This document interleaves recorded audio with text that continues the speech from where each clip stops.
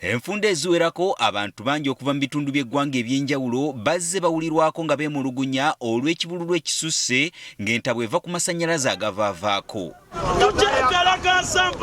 Olw'ekizibu kino bangi ku basuubuzi emirimu gyabwe giziŋŋama. Abantu ba wano emirimu gyabwe gyonna gitambulira ku masannyalaze. Amaduuka, abaweroda, abasaaluuni bonna beeyambisa masannyalaze.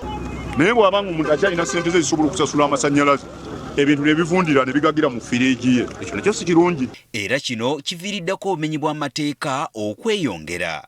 Beeyambisa omukisa okubba nga tuli mu nzikiza. Ekitongole ekivunaanyizibwa ku kubunyisa amasannyalaze mu Uganda ki Uganda Electricity Distribution Company Limited UEDCL kizze kigumya abantu nti bakola butassamukka butassamwoyo okunogera ekizibu kino eddagala. Ssente ezaali zikozesebwa nga tetunnateekinga over mu energy sector zaali ebitundu ng'ogasseko n'omusolo 28 buli 100 buli mwaka. Ng'era ebyo bigattamu byonna okuleeta emimuli gy'amasannyalaze nga mikaalo mufu n'okulemesa network okufuna investment ze yeetaaga. Kati olunaku olwaleero bano baliko ensimbi eziwerera ddala obukadde bwa $50 ze beewoze okuva mu Absa Bank okulaba nga zibayambako okugonjoola ekizibu ky'amasannyalaze agaludde nga gatawaanya bannayuganda. Tusazeewo okuteeka obuwumbi 195 okulaba nti tulongoosa ku mpeereza ya UEDCL eri amasannyalaze.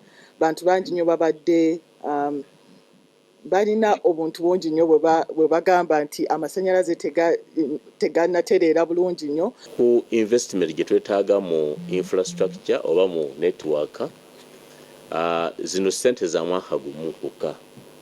Era mu 2026 na 2027 tulina enteekateeka okufuna ssente endala. Paul Mwesigwa nga yakulira ekitongole ki UEDCL ategeezezza nti bagenda kuzimba amasundiro g'amasannyalaze agawerera ddala 8 okwetoolola eggwanga. Kuliko okuzimba substation mu bitundu ebisupplyingibwa line zaffe oba ebifuna amasannyalaze nga biva mu Kasangati, Kayaza, Magije.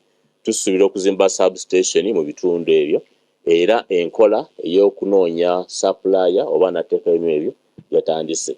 N'ebitundu ebirimu amakolero nabyo byakulowoozebwako nnyo mu nteekateeka eno. Tusuubira nti n'ebitundu ebiranga Mukono, Ennantabulirirwa, Jinja Industrial Park zonna zigenda kufuna okukozesebwako nga tukozesa mu ssente zino. Mwesigwa agumiza bannayuganda nti ekizibu kino eky'amasannyalaze agavaavaako kigenda kufuuka lufumo mu kaseera mpawe kaaga. Lobola tukiwadde emyaka 5 nti ginaggweerako nga Uganda tuli mu embeera gye tuyita smart grid.